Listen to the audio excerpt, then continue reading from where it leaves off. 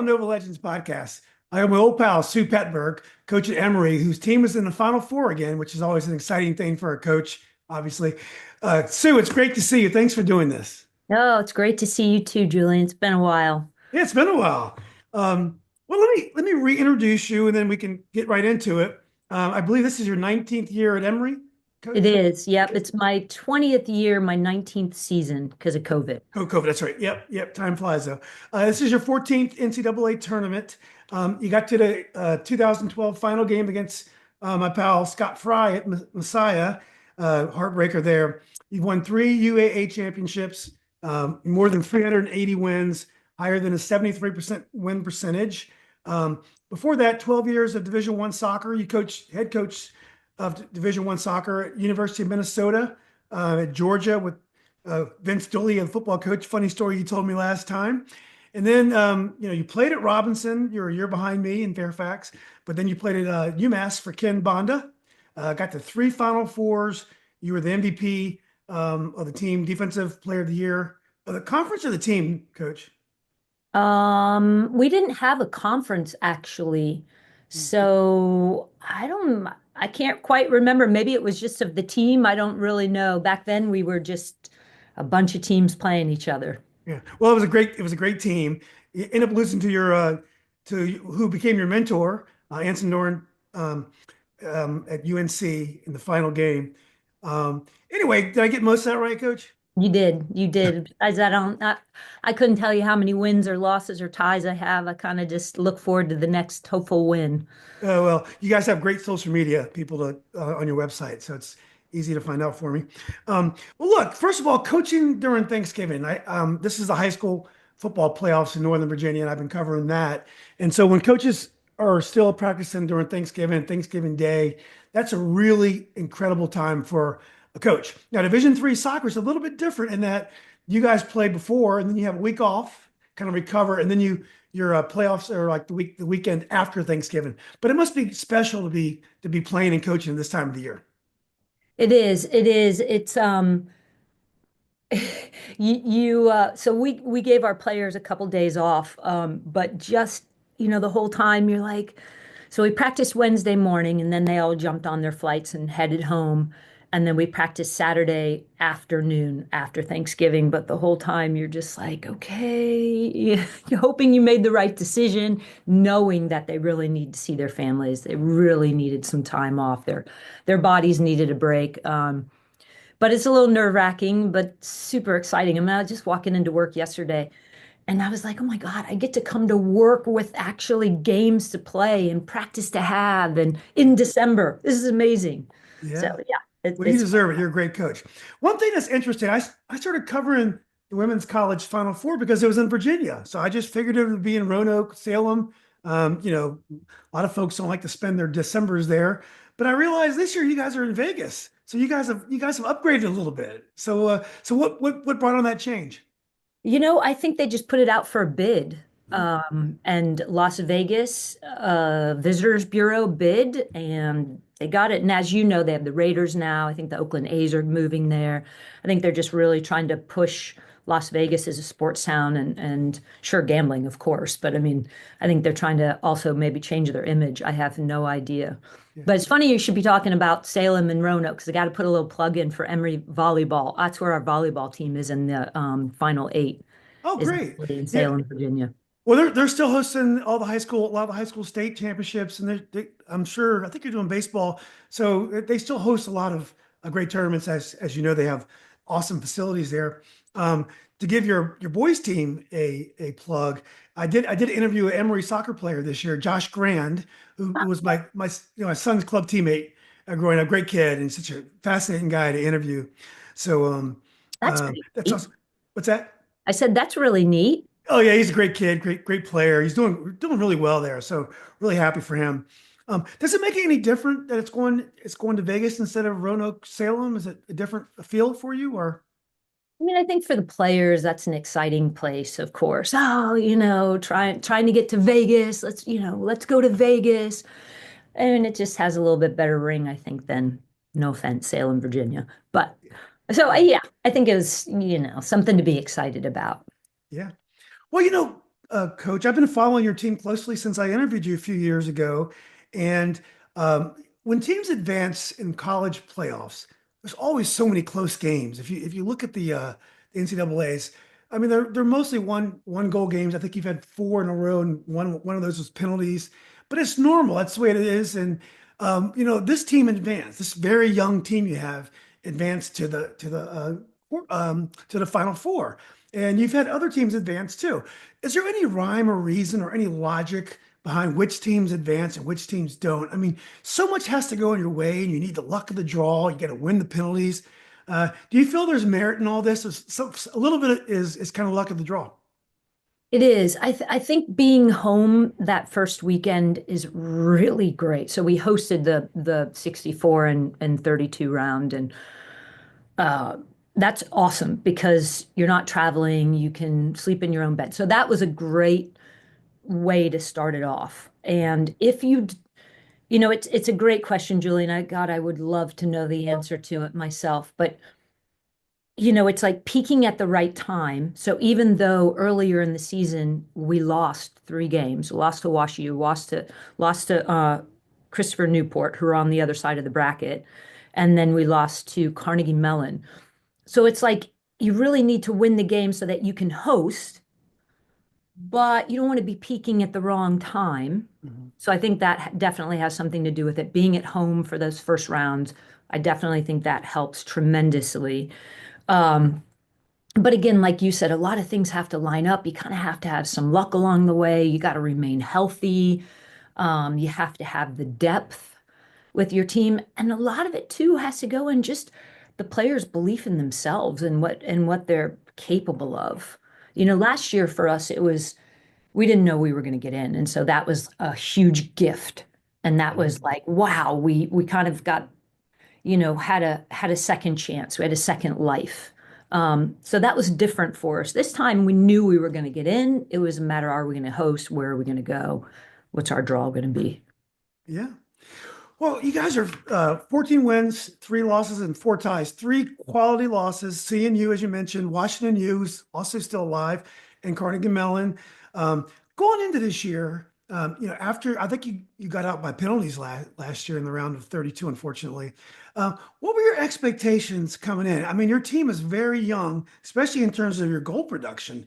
It's amazing how many goals you have from underclassmen, which is just it just bodes so well for the future. But what did you think coming in? Do you think this could be the year that you could be here?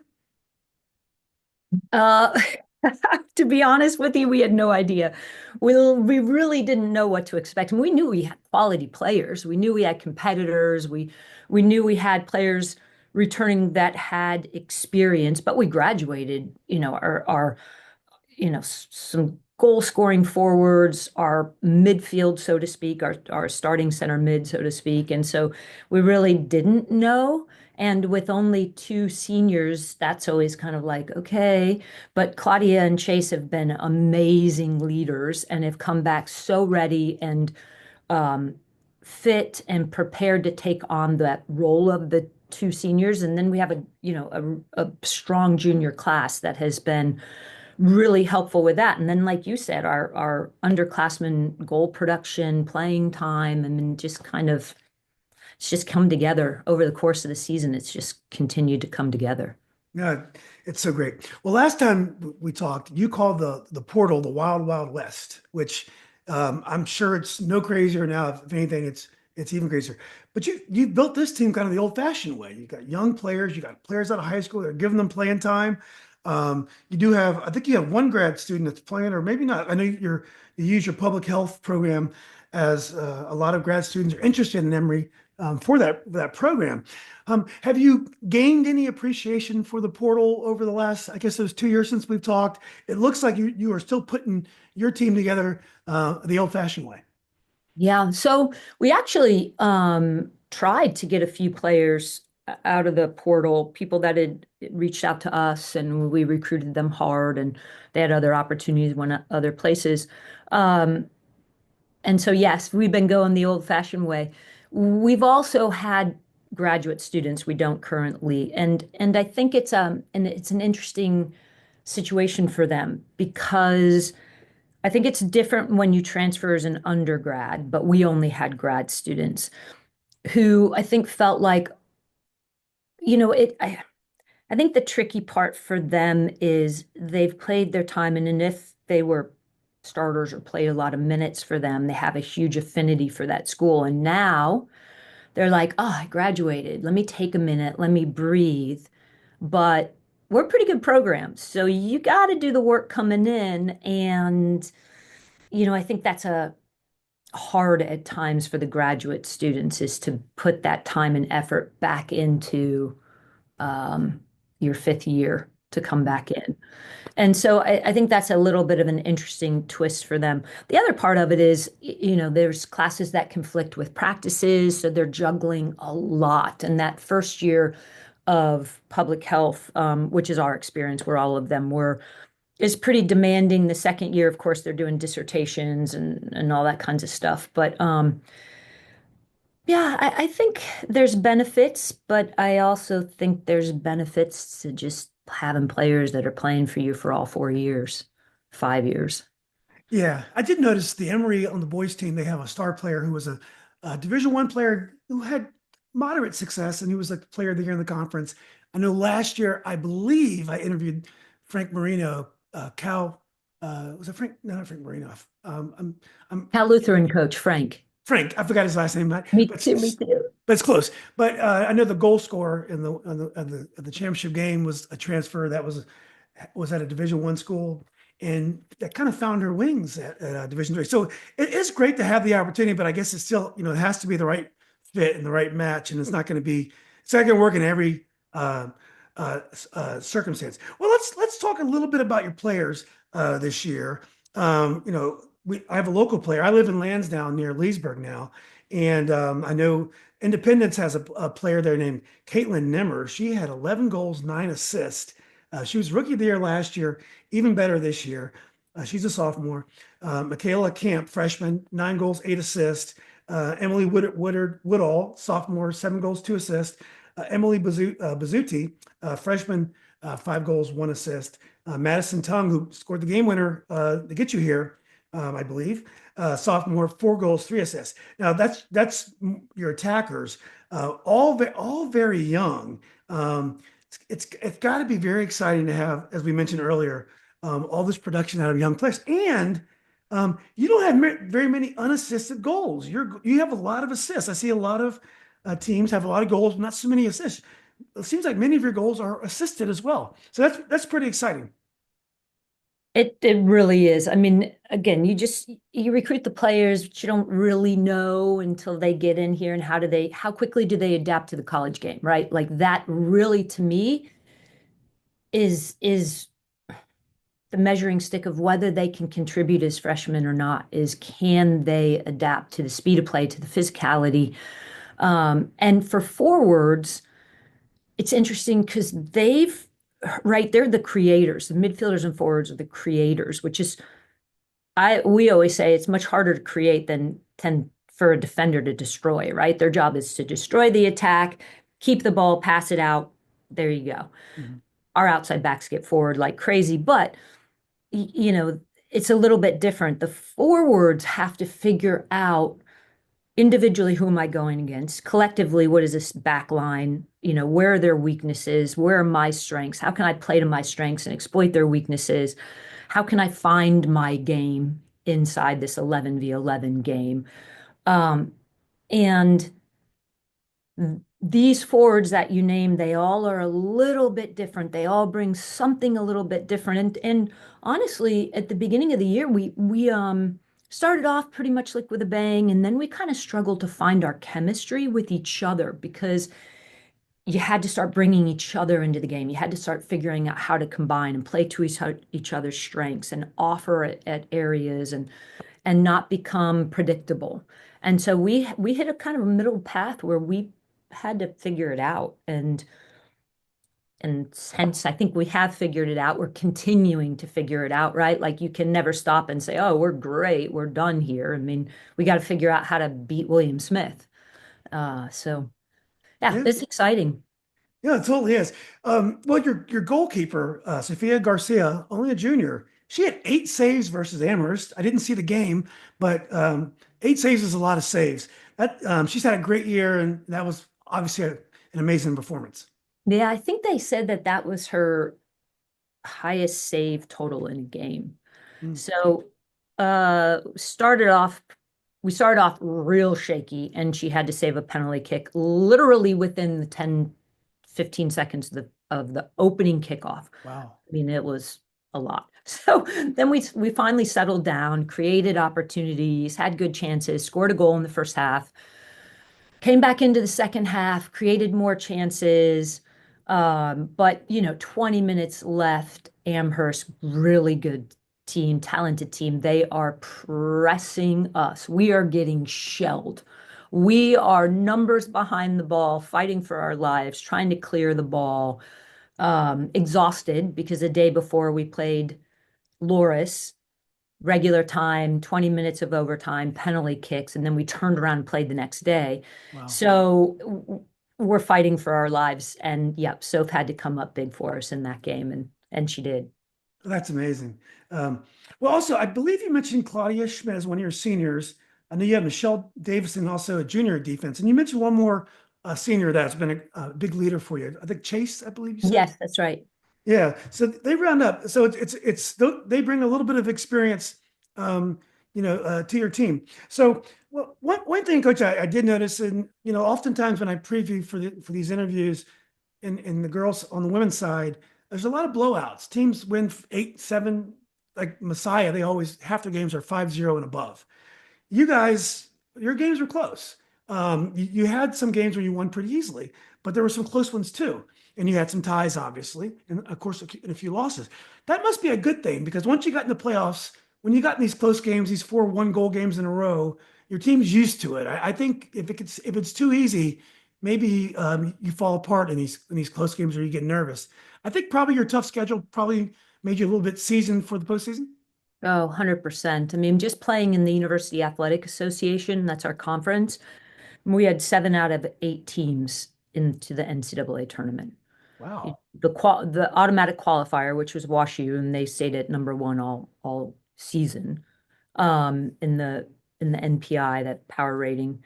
But then there were 6 more of us that got in, and all of us won our first round games. Obviously, WashU and us are still alive, but even Chicago, who was, I think, finished 6th in our conference, lost to WashU in the Elite Eight.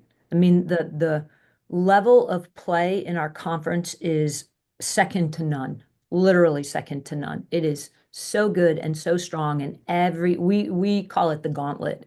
By the time of the season's over, you've been through the gauntlet, and I truly believe that that does prepare us to play in these NCAA games and these close games. And it's like you mentioned, we played Loris and they hadn't lost a game all season. Now, we didn't beat them in regulation. We had to go into penalty kicks, so we tied them. But I mean, that's a that's a big difference for them. Yeah. Well, Coach, how thoughtful are you about penalties? I mean, college soccer is going to be decided at some point by a penalty shootout. It's very rare that a team can advance without winning one. So you have to think about it. Do you think a lot about it and strategies, or is it kind of an instinctual thing? You go after players that you feel will come up big for you. I wish it was. I think it's definitely some part instinct and a lot of thought. At times I think we overthink it. But having been on both sides of it, obviously we lost last year in penalty kicks, but I've also been on the winning side of it. The year we went in 2012, we went all the way around through our 10 kickers into like the 11th or 12th kicker to win, to beat Carnegie Mellon, to then go to the Final Four. So it is incredibly nerve-wracking, and it's crushing for, the team that doesn't advance that way. And I wish there was another way. Maybe we need to start doing like hockey, isn't it? Or do they take a player off, or no, Yeah, that's still it. do Yeah, 1v1s? But at any rate, it's no, we take a lot of time to think about that. yeah. So when you prepare for a knockout game, Final Four game, even greater. Um, how much do you scout? Do you play Emory soccer? I'm sure you always play Emory soccer, but how much do you really game plan for what they're going to do? Do you spend a lot of time on it? Do your kids really go to school in the other team, or do you really try to focus on Emory? I think both. I mean, our main focus is ourselves. That's always going to be our main focus. But we have to be aware of the strengths of the opponent and also the weaknesses. How can we get behind them? How can we get between them? How can we be dangerous, have, chances at goal? At the same time, we need to know who are their leading scorers, who are their most dangerous attackers, what is their style? Do they have a scheme that they kind of always attack through or tendencies? So we have to be aware of that. And of course, free kicks, corner kicks, even kickoffs. I mean, you have to take care of the details, especially at this point Yeah. in the season. Well, how would you describe William Smith? What kind of team? What kind of team were they? They're similar to our style, which is putting the ball on the ground, creating. They've got players who can break you down on the dribble, but they'll also combine on passes. They'll play out um, in and around the box. They'll be patient. They'll try to pull you apart and play little slip passes. Um, they've have multiple corner kicks that they're going to run. I mean, Alisson is a fantastic coach, so they're very well coached, disciplined, organized. Um, exactly what you would expect out of a Final Four team. Yeah. Isn't it great as you gain more and more experience coaching? It's always great to fight a coach that's been there even longer than we have. She's been doing it since I believe the 70s. She has, that's right. Amazing, What isn't it? yeah, what a legend. So what are some of the keys to victory for Emory? Well, we're really big on taking care of the details, recognizing the details.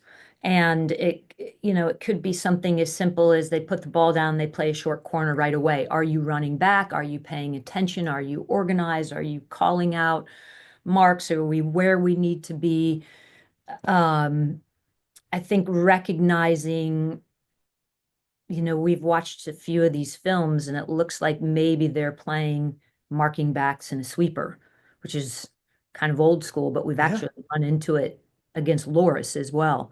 So how are you going to play against that? Like, are you recognizing that's how they are playing you? And are you going to run off the ball and drag players out and get your midfielders coming through? And um, so a lot of it, and then you've got to compete, you've got to be gritty, right? I mean, winning the 50-50 balls, the first one, the second one, getting it on the ground, playing your style, being composed under pressure. We watched a lot of film of ourselves against Amherst and the free kicks we were giving up. Like, you can't give up free kicks when you're winning 1-0 and you're getting pummeled. So we talk a lot about the details. We focus a lot on the details. yeah. So when you have a 2 game set, 5 days off or whatever, well, yeah, 2 weeks off, and then you have if you win, and I know we're not going to look ahead, I'm going to let you focus on the first game, but then you have a quick turnaround, you got to play it again. Do you really scout the other team in prep, both seeing you and watching you in case you win, or do you just get by the first game and then you put all your focus in a couple days to get ready for a final? Yeah, for us, right or wrong, we're all about the team we're playing next. Mm. And this is actually, if you do make it through the first game, the amazing thing is you actually have a day off, which in Division 3 is the first time you get a day off, unlike all the other divisions. So for us, that's going to feel amazing because, when we played Loris and then we had to quickly turn around and play Amherst, we have 4 coaches and we were all looking at different games, and you're starting that night, you're watching film. The next morning through breakfast, you're watching film. So for us, having a day in between will be amazing. Yeah, that's going to be awesome. So, well, look, best of luck. So I hope you guys win, and I'll definitely be watching that game. I did want to ask you the last time we talked, you'd been joined by Cat Whitehill, a legendary player, And how has she worked out? Has she enjoyed being an assistant coach? How has she settled in at Emory? Oh, she's been amazing. Amazing. I think for Kat at the beginning, she knew she wanted to get into college coaching, but I don't know that she knew what Division III looked like as compared to Division I, of course, because Mhm. and obviously World Cup teams and national teams. Um, Kat is a student of the game, so she was a commentator at the highest levels, World Cups, Olympics. Um, she loves Liverpool. I don't know if I told you that last time. She's a huge Liverpool fan. She's flying Um, high right now. but yes, she is, and she loves the EPL. So she's watching games all the time. It's been fun because we talk tactics a lot. And she's amazing on the field, of course, but the details again and the tactics and how teams play and what we're looking for. So it's been really fun. Also, as a coach who's been around a while, you have to continue to reinvent yourself, and you've got to stay up with the latest um, tactics and the latest wave of soccer. So for me, that's been really great to be able to do that with a partner like Kat, and she's brought so much to our program. It's really really fun, and it's really really fun to think about, coaching her as a 19-20 year old, and here we are together. Yeah, I bet you she's a huge tool when you're trying to, recruit these kids, these women to come, young women to come to Emory when they get a call from her. It must be a nice moment for them. Uh, do you find the innovation on the women's game mirrors the men's? The women's game's always been a little different. I remember like several years ago, I was listening to a podcast because I don't really understand soccer very well, but the women's game was still using a lot of width, and the men's game was more narrow. So sometimes the games aren't always the same. But do you find the innovations closely mirror each other, the male and female game? I do. The men, as you know, they can just hit a ball 60 yards, 70 yards, and it's an instant game changer. So some of the things that they physically can do, of course, women, or few women can hit a ball that long. So I think there's always that difference, but we watch our men's team. Sometimes we'll watch their training sessions. Our men's coach will sometimes watch our training sessions. Of course, we're watching the NWSL, but we're watching a ton of EPL and World Cups and Olympics for men and women. Always trying to pick out the things that you can easily transfer to your game, or things that you really love, or the interchanging in positions, or how an outside back now goes into the midfield at times. And so I don't know that they necessarily always mirror each other, but I think there's always opportunities to find the creativity in Yeah, the men's game that translates to the women's game as well. yeah. Well, Sue. Last question. You've been a head coach I think, almost 30 years. So we must have started, you must have started when we were like 10, because I know we're both so young here. But when I talk to coaches, one thing that's just unbelievable is how long college coaches stay in their jobs. I mean, I talked to like Scott Fry, Coach Fry a couple times, Coach Nolan a few times, but all these folks have been around forever, and they love it. When I talk to them, I can hear the enthusiasm in their voice. Oftentimes it's because they're in the Final Four or a big tournament, but I could tell they love what they do. What is it about the college game that coaches seem to stay a long time? Is it like the probably in terms of coaching soccer, kind of like the crown jewel job in terms of soccer in America, being a scholastic coach, or what do you think? Well, I think I definitely have the crown jewel job. I mean, Emory University is amazing, and it's like I found my forever home here. And I think, of course, it's the winning and that adrenaline and that addictive feeling of winning that you can't let go of. But I love the student athletes. I just absolutely love the student athletes, and I love being around them. I love going through being in the trenches with them. I love figuring things out with them, the breakthrough moments. Sure, the defeats are horrible, but half the time, they're consoling us as much as we're consoling them.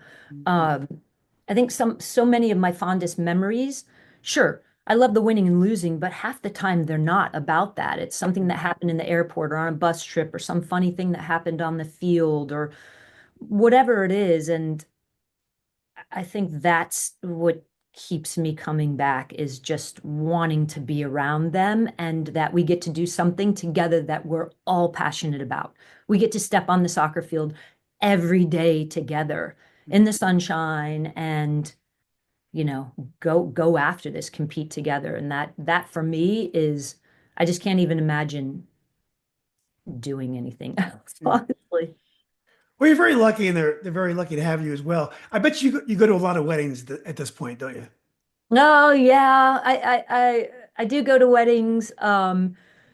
It's crazy. Emory students are everywhere. I mean, and just going to this Final Four, they're in Hong Kong and Sweden and Saudi Arabia and Germany and literally all over the world, England, and they're coming out of, they're constantly texting and calling and sending funny pictures from previous years and saying, I'm coming, I'm coming, I'm coming to the games. And I think like that's amazing for me. And coming back to the alumni weekends and sending pictures of their babies and that's the it's like your family that just continues to grow. That's awesome. Well, you talked about the travel and the international. Are the Division three the top players? With the growth of the women's professional game, are they getting opportunities to play pro if they want to? I think some of them are definitely. Mm, I think the interesting thing is about Emory students and probably most of our conference students is they're always thinking about what's next in their life, like how are they going to leave their mark on the world, mm, and a lot of them, especially the business school students, they have jobs before they even start their junior year, most of them. They're going on to med school, they're going to go to grad school, so I think their kind of focus moves into what are they going to do next in their life. Um, Not as much, at least I think in the UAA, not as much. Where do I want to go play next? well, it's a very high achievement conference. All the schools are just like the who's who and small college elite institutions. Anyway, look, Coach, it's congratulations on being here. Good luck. Definitely be watching from afar. One of these days, I'd love to see you in person. If you're ever in the DC area and your team's playing, maybe I can come watch. But I just appreciate you taking time to talk to me. Absolutely, Julian. It's great to see you. Really Oh, appreciate this. well, thanks for saying that, and let's keep in touch. All right. Take care. Thanks, Coach.